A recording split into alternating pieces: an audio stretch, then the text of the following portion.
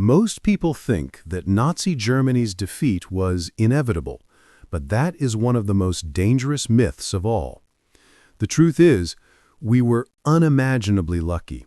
Just a few decisions swinging the other way, a few battles with a different outcome, and the timeline of humanity would have been forever changed. So, in an alternate scenario, what would have happened if the fascists had become masters of the world? Today I will show you just how close it came to happening, what Hitler's real plan was, and why, even in victory, that empire would have destroyed itself from within. Welcome to WW2 Stories, 4 Ifs that saved the world. To imagine an alternate history, we must start with the fact that Nazi Germany was once very close to victory.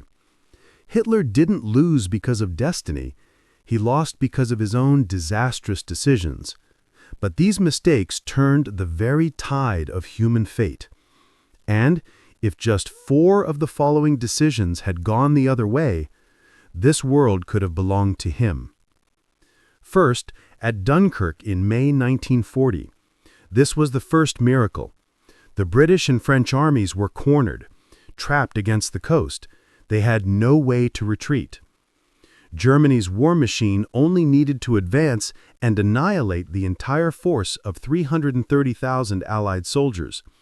Great Britain would have lost its entire army, and the game would have been over. But then Hitler's halt order was issued. He commanded his panzer forces, which were tearing through the defensive lines, to stop. This is one of the greatest mysteries of the war. Some say Hitler feared a counterattack. Others say that portly Hermann Göring, commander of the Luftwaffe, boasted to Hitler, "Let my air force do the job." Göring wanted to claim the glory for himself, but his air force failed. They couldn't prevent the miracle of Dunkirk. Over 330,000 soldiers escaped, and they would form the core of the force that, 4 years later, returned for the D-Day landings. Without that halt order, D-Day might never have existed. Second, the Battle of Britain in 1940. After the fall of France, Britain stood alone. The German Air Force began its campaign to soften up Britain, and they were doing it very well. They focused their bombing on airfields, radar stations, and the factories of the Royal Air Force. The RAF was on the verge of exhaustion. Its commander, Hugh Dowding, admitted they only had a few more weeks before collapse. And then Hitler made another mistake. A German bomber got lost and mistakenly dropped its bombs on a residential area in London. In retaliation, British Prime Minister Churchill ordered a small group of bombers to strike Berlin. In military terms, the damage was nil. But psychologically, Hitler went berserk. He saw it as a personal insult, and he roared, "If they bomb our cities, we will wipe their cities out." On September 7, 1940, Hitler ordered a change in targets. Instead of attacking airfields, the German Air Force began the Blitz, a campaign of intense bombing against London. This was a fatal mistake. It gave the Royal Air Force time to breathe. Airfields were repaired, pilots were rested. Britain was saved by Hitler's own fury. Third, Operation Barbarossa, the invasion of the Soviet Union in 1941. At this moment, Germany's war machine was the most powerful in history. 3 million soldiers charged straight from Moscow. His generals believed they would have to just kick in the door and the whole rotten structure would come crashing down. They advanced at an unbelievable pace. But then Hitler intervened again. He should have concentrated all of his forces on Army Group Center to capture Moscow before winter. Instead, he ordered a halt. He wanted to divert a portion of the massive panzer forces south to seize the breadbasket of Ukraine and the oil fields of the Caucasus. This delayed the attack on Moscow by 6 precious weeks. And when they turned back to Moscow, it was October. The mud was knee-deep, and then General Winter appeared. Temperatures plummeted to minus 30 degrees Celsius, minus 40 degrees Celsius. German soldiers wearing summer uniforms froze to death in droves. Moscow was saved by Hitler's greed. And finally, Japan attacked Pearl Harbor on December 7, 1941. But that was Japan's business. Although there was an Axis pact between Germany, Italy, and Japan, it was only a defensive treaty. This meant Hitler had no obligation to declare war on the United States. In fact, only U.S. President Roosevelt wanted to enter the war. The American people at the time did not. Pearl Harbor gave him the perfect excuse to fight Japan. And then, 4 days later, on December 11, 1941, Hitler stood before the German Reichstag and declared war on the United States of America. A self-destructive decision. Hitler was too arrogant. He saw America as a mongrel, weak nation, controlled by Jews. He could not comprehend the industrial might of this sleeping giant. In short, if just one of these 4 ifs had happened, if Britain had fallen, if Moscow had been captured, if America had stayed out of the war, Nazi Germany would have won. So, let's assume they did win. Let's assume Hitler didn't make those mistakes. In 1945, the swastika flies over the Kremlin and Buckingham Palace. Europe belongs to Germany. What would this world look like? The devil's blueprint. First, one must understand the ideology of the fascist regime. It was a system of harsh racial hierarchy. At the top was the Herrenvolk, the master race. These were the Germans and, possibly, other pure-blooded Nordic peoples like the Norwegians and Swedes, and they were destined to be the masters. Next were the related peoples, like the British, if they had surrendered early, and the French, who had already surrendered. They would be allowed to exist, but as second-class citizens serving the empire. And then came the Untermenschen, the subhumans. This included all Slavic peoples, Russians, Poles, Czechs, Ukrainians. And below them were the races the Nazis considered parasitic and who had to be completely exterminated. Those were the Jewish people, the Romani people, and the disabled.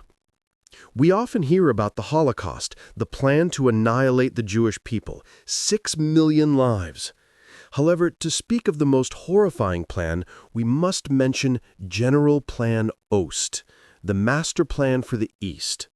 This plan called for systematic slaughter. This plan laid out the expulsion, enslavement, or murder of 30 to 50 million Slavic people. The remainder, about 14 million, would be kept, but not to live. They would be turned into a permanent, illiterate slave labor force.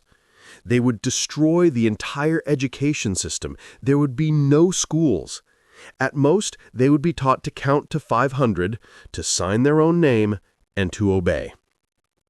The simple purpose was to have them work on massive farms, growing wheat and raising livestock to serve the German masters who would come to settle there. Just imagine it.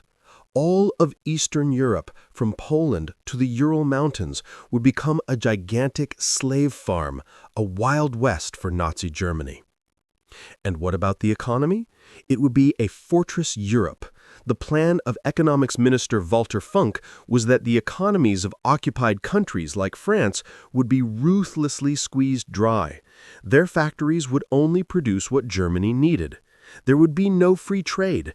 Every resource, every coin would flow back to Berlin. And Berlin? Hitler had a grand plan for it. He would level Berlin and rebuild it as the capital of the world, Germania. The designs by architect Albert Speer reflect this intention. It included an avenue of victory over 100 meters wide and a great hall of the people. This was a monstrous structure, a colossal dome so large that 180,000 people could stand inside. It was so large that the breath of the crowd would create its own clouds and rain inside the dome. It was a symbol of ultimate arrogance.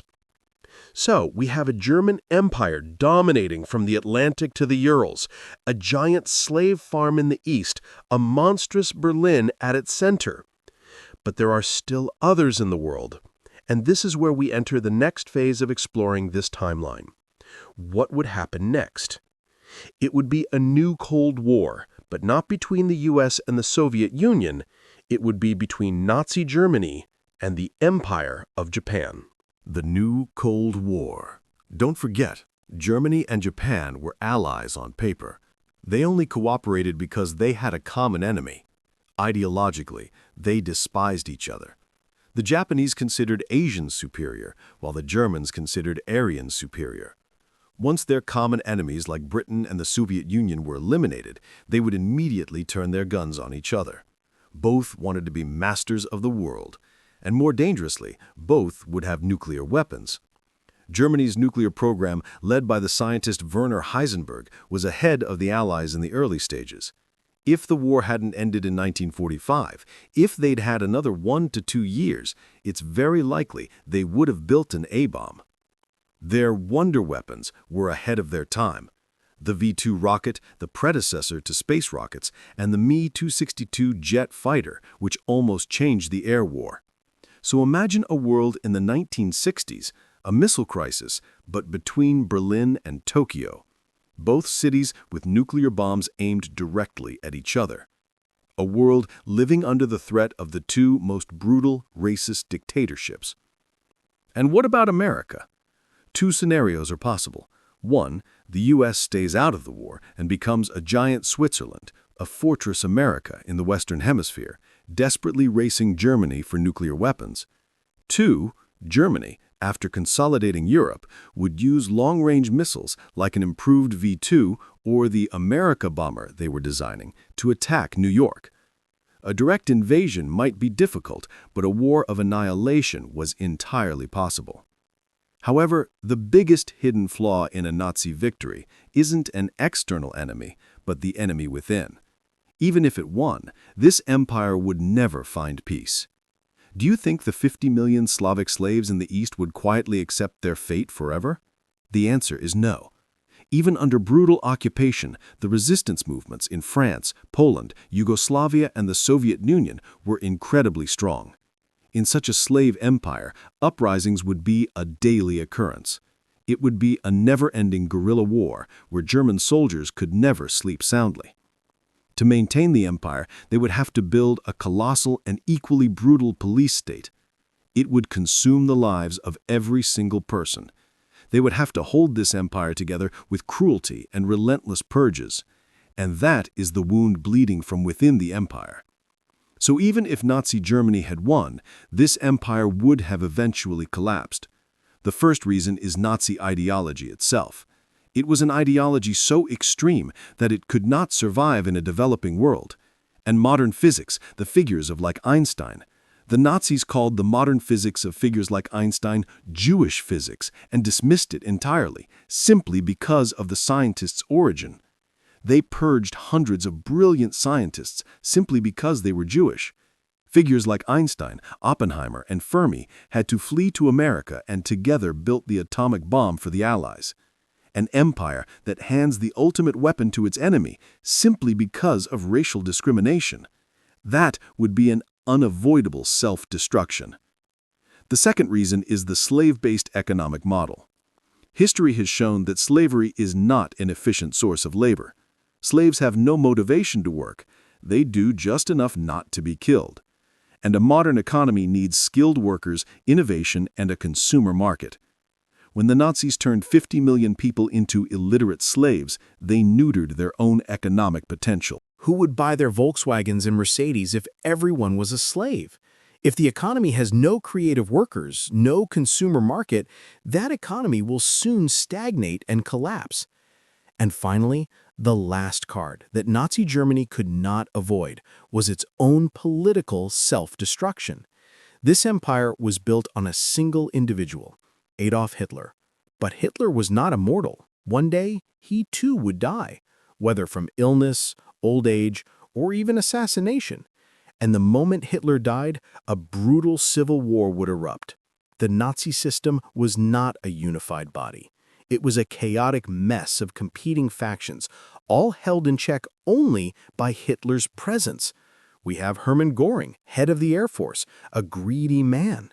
We have Heinrich Himmler, an extremist fanatic, and Martin Bormann, a cunning schemer.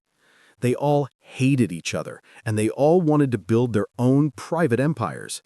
The moment Hitler died, there would be no clear successor. These warlords would tear the empire to pieces to fight for power. The SS, the paramilitary force led by Heinrich Himmler, would likely fight the Wehrmacht, the regular army. This empire would not be defeated by the Americans or the Russians. It would self-destruct from within because the very leaders of this empire could not tolerate one another. So, what's the bottom line? If Nazi Germany had won, the world would have entered a new dark age, a nightmare of slaughter, slavery, and constant nuclear war. But it would have been only a temporary nightmare.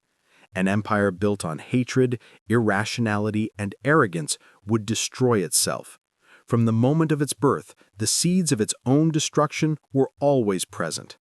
We were lucky not to have witnessed this, but this story is a chilling reminder of the fragility of the world and the true price of freedom.